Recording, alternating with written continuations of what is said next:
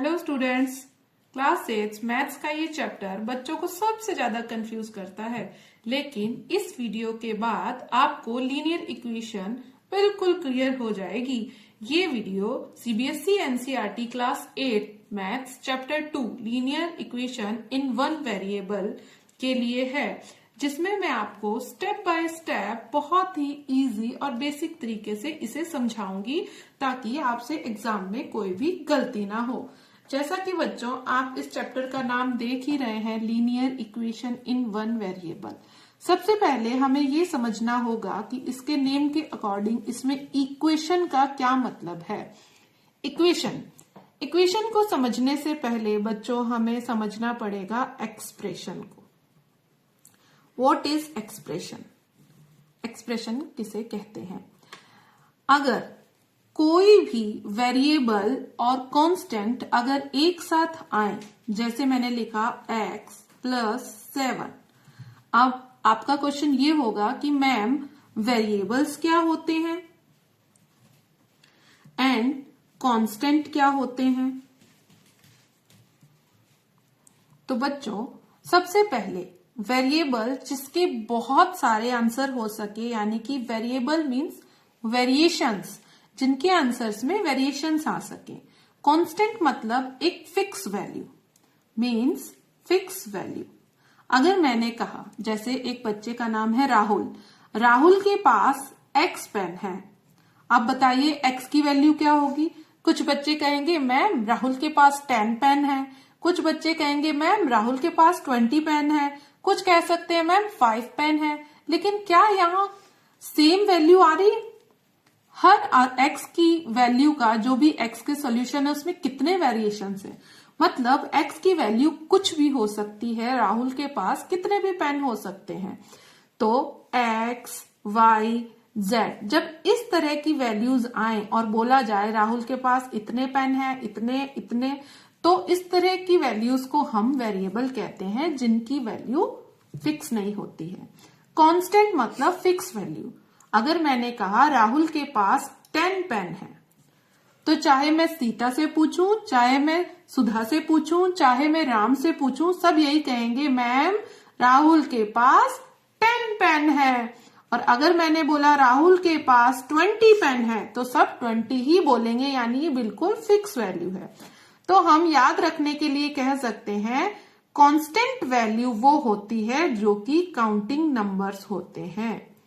Counting numbers means 1, 2, 3, 0 या infinity तक। तो आप कह सकते हैं कुछ भी हो सकता है, ठीक है। सब मैथमेटिकल नंबर्स जो भी हैं वो कांस्टेंट है। और जब हम किसी भी नंबर को ना बोलकर अल्फाबेट्स का या किसी सिंबल का यूज करते हैं तो वो वेरिएबल होता है। होप आप सबको समझ आया होगा कि वेरिएबल्स क्या होते हैं और कांस्टेंट क्या होते हैं। अब बच्चों वेरिएबल्स और कांस्टेंट के बीच में अगर कोई भी ऑपरेशन हो, मैथमेटिकल ऑपरेशन, जैसे कि plus, minus, multiplication and division, इन्हें मैथमेटिक्स के 4 ऑपरेशंस कहा जाता है।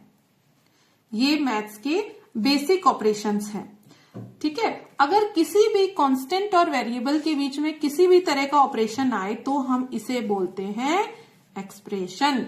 अगर मैंने यहां लिखा 7x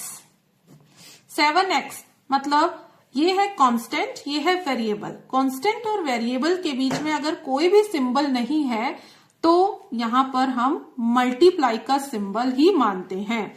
तो 7x के बीच में भी एक ऑपरेशन है, तो ये भी एक एक्सप्रेशन हो गई। अगर मैंने लिखा x बाय 7, तो यहाँ बाय मतलब ये डिवाइड का सिंबल है। तो किसी भी कांस्टेंट और वेरिएबल के बीच में अगर कोई भी मैथमेटिकल ऑपरेशन होता है तो हम उसे एक्सप्रेशन बोलते हैं। आई होप आप सबको समझ आया होगा एक्सप्रेशन क्या होती है। जब कांस्टेंट और वेरिएबल के बीच में कोई भी मैथमेटिकल ऑपरेशन हो तो उसे एक्सप्रेशन कहते हैं। ओके बच्चों, अब बात है एक्सप्रेशन हमने क्यों पढ़ी, क्योंकि हम समझना चाहते हैं इक्वेशन क्या होती है।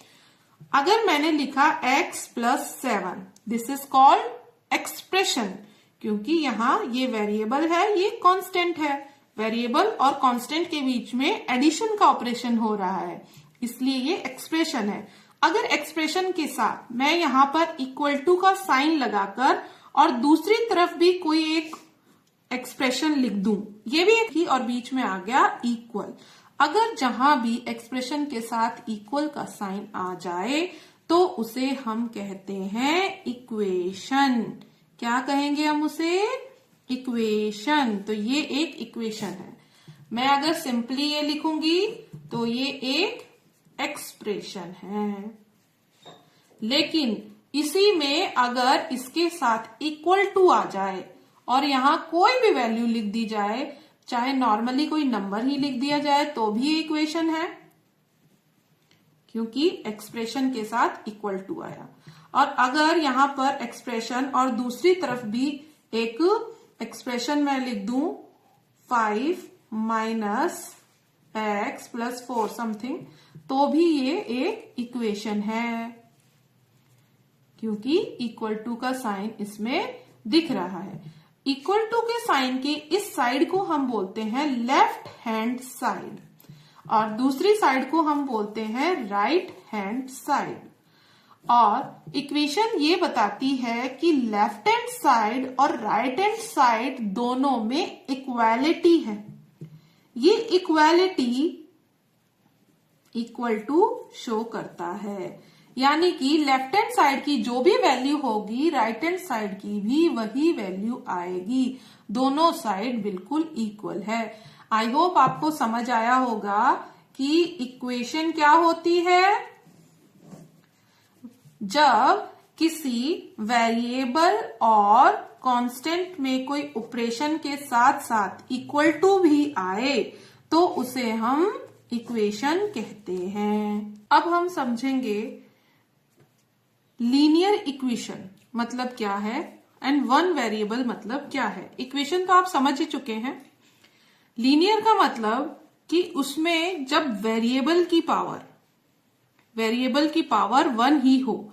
जैसे मैंने यहां एक इक्वेशन लिखी x प्लस 4 इक्वल टू 5। यहां हम देख रहे हैं x एक वेरिएबल है जिसकी पावर 1 है। किसी की भी पावर अगर 1 होती है तो हम उसे नॉर्मली x लिख सकते हैं। मैंने लिखा y प्लस 4 इक्वल टू 7। तो यहां y एक वेरिएबल है और इसकी पावर 1 है, तो ये एक लीनियर इक्वेशन है। ये लीनियर इक्वेशन है, ये भी लीनियर इक्वेशन है। अगर मैं यहां लिखती हूं x की पावर 2 प्लस 4 इक्वल टू 7, यहां पर हम देख रहे हैं x की पावर 2 है। दैट्स मीन ये एक लीनियर इक्वेशन नहीं है। अब लीनियर इक्वेशन आप समझ चुके हैं क्या होती है, जिसमें वेरिएबल की पावर 1 हो। अगर वेरिएबल की पावर 1 से ज्यादा होती है 2, 3, 4 और समथिंग एल्स, तो वो लीनियर इक्वेशन नहीं होगी। 1 वेरिएबल का मतलब ये जो वेरिएबल है ये एक ही टाइप का एक इक्वेशन में होगा। अगर मैंने यहां लिखा 7x प्लस 4 इक्वल टू 5, अब हम यहां देख रहे हैं ये एक इक्वेशन है और इस इक्वेशन में एक ही वेरिएबल आ रहा है x, तो ये 1 वेरिएबल वाली लीनियर इक्वेशन हो गई क्योंकि इसकी पावर भी 1 है।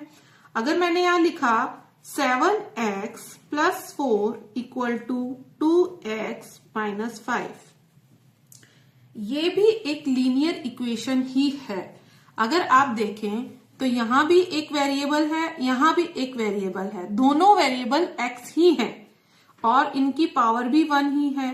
तो वेरिएबल 1 ही है और पावर 1 ही है, जिससे कि ये लीनियर है, तो ये लीनियर इक्वेशन ही है। लेकिन अगर मैं ऐसा लिखती हूं 7x plus 4 equal to 2y minus 5, अब इस पूरी इक्वेशन में बच्चों आप देख रहे हैं 2 तरह के वेरिएबल्स आ गए। एक वेरिएबल x है, एक वेरिएबल y है। दैट्स मीन यहां पर कितने वेरिएबल हो गए? 2 वेरिएबल्स। तो 2 वेरिएबल्स का मतलब ये 1 वेरिएबल वाली इक्वेशन नहीं है। ये वाली इक्वेशन है लीनियर इक्वेशन इन 1 वेरिएबल। समझा बच्चों? ये एक इक्वेशन है, इसमें वेरिएबल की पावर 1 है तो ये लीनियर इक्वेशन है, और वेरिएबल एक ही टाइप का है तो 1 वेरिएबल है। ये तो आज के लिए इतना ही। आज हमने लीनियर इक्वेशन के बेसिक कॉन्सेप्ट्स क्लियर कर लिए हैं। उम्मीद है आपको आज का कॉन्सेप्ट समझ आ गया होगा। अगर आपको वीडियो हेल्पफुल लगा हो तो रेगुलर प्रैक्टिस करते रहिए। नेक्स्ट वीडियो में एक्सरसाइज 2.1 के क्वेश्चंस के साथ मिलेंगे। तब तक के लिए पढ़ते रहिए। धन्यवाद।